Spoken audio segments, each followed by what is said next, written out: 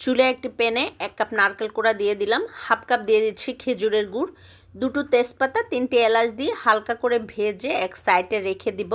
এরপরে পাতিলে 1 কাপ পানি দিয়ে দিলাম, সামান্য একটু লবণ দিয়ে 1 কাপ চালের গুঁড়ি দিয়ে খুব ভালো করে আটা সেদ্ধ করে নেব। নেওয়ার পরে হাত দিয়ে মেখে একদমই সফট করে নিব।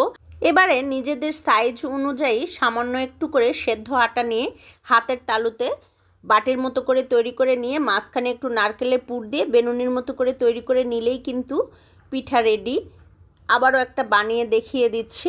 ভেতরে যে নারকেলের পুর দিয়ে দিলাম, দিয়ে বেনুনির মতো করে এই যে বানিয়ে নিচ্ছি। সবগুলো রেডি হয়ে গেছে। এবার এগুলো ভাপিয়ে নেব। চুলায় একটি রাইস কুকারের পট বসিয়ে দিয়েছি। এবার একটু তেল ব্রাশ করে দিলাম যাতে করে পিঠা উঠানোর সময় না লেগে যায়। 5 মিনিট একটু ভাপিয়ে নিলেই কিন্তু পুলি পিঠা একদমই রেডি। এই শীতের সময় গরম গরম খেতে কিন্তু দারুণ লাগে।